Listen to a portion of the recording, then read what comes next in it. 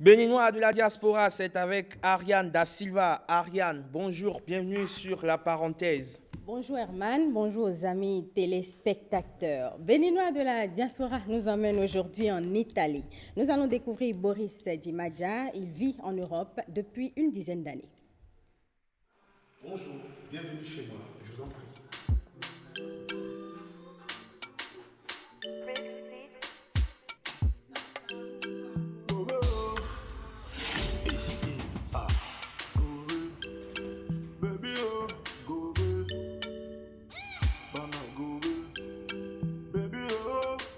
Je suis de par mon père originaire d'Abomey et par ma mère d'Attilé.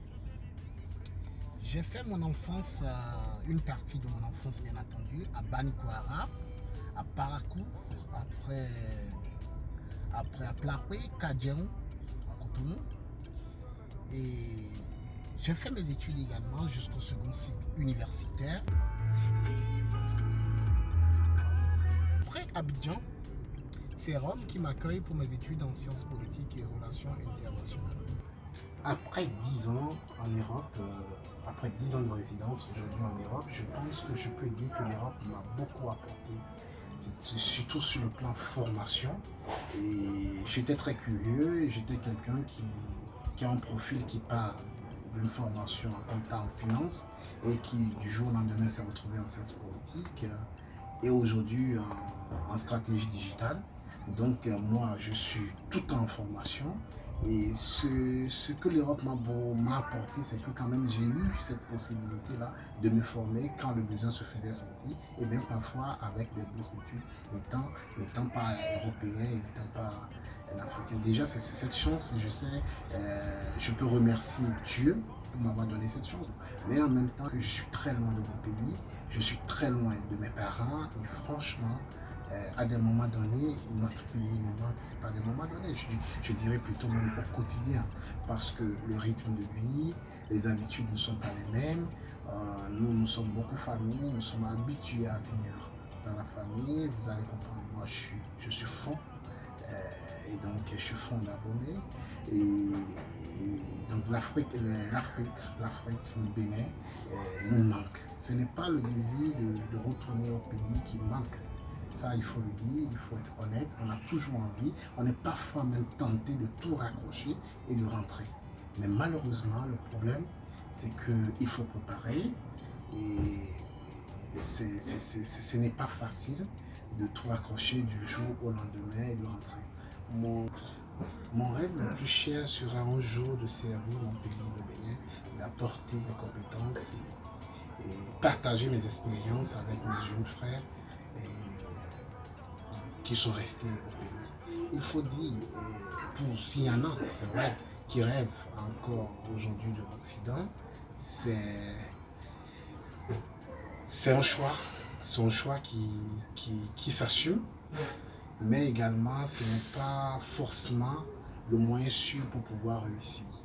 Et on espère qu'un jour, nos dirigeants pourront également faire l'effort et mettre en place des instituts, des structures qui pourront vraiment former nos jeunes sans qu'on ait forcément besoin de partis. Aujourd'hui, il y a beaucoup de cadres africains, il y a beaucoup de cadres béninois surtout, en France, au Canada, un peu partout, mais aujourd'hui qui ont du mal à retourner au pays. Un temps, on a été formés, la plupart sont venus pour se former et repartir après au pays. Mais malheureusement, quand on commence, on voit les salaires qu'on gagne ici et qu'on voit ce qu'on nous propose au pays, parfois on a du mal à faire ce sacrifice, parce que c'est un sacrifice. On sait pas qui est qui. Ce qu'on a commencé d'amusement comme ça là, je dois me sortir. E sa ton piacere, mais tu l'as mis. Et d'abord, ciao, arrivederci. Perds pas ton temps, baby. Avec moi, tu finiras pas sombrer. Un fond italisé, on va dire, c'est ça, hein? Il a parlé le fond en italien. C'est bien cela. Donc, notre cher compatriote Boris Dimadia de l'autre côté de l'Italie.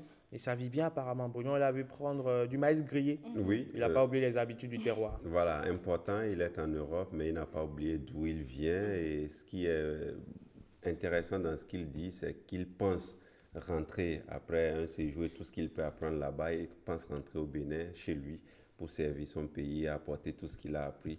Je pense qu'on a parlé de patriotisme là-bas et il a dit ce n'est pas facile quand vous allez ailleurs avec parfois de meilleures conditions de vie, de meilleures conditions de travail, parfois de meilleurs salaires, de sacrifier tout cela et penser à votre pays et mettre votre pays d'abord. Donc, je pense qu'il a ce sens-là à travers ses propos de ne pas voir le moi, mais de prioriser la nation. C'est tant mieux parce que rentrer au pays, le servir avec tout ce qu'on a appris ailleurs, je crois que c'est assez génial. Ce n'est pas souvent facile à prendre pour décision. On sait nos frères, nos soeurs, quand ils se retrouvent de l'autre côté, comment ça se passe. On a tendance carrément à mettre une croix sur son pays en termes de relations, en termes de rentrer, rester au pays.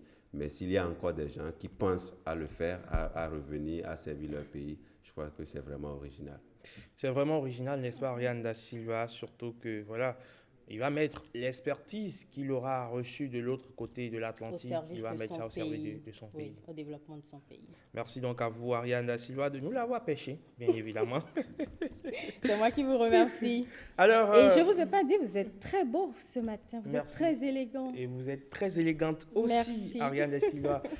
Et maintenant, à présent, on va recevoir sur ce plateau une autre charmante dame très élégante qui s'échauffait depuis dans les vestiaires. C'est bien sûr Rebecca Kendiaoundé. C'est dans la rubrique Mode Beauté Bien-être.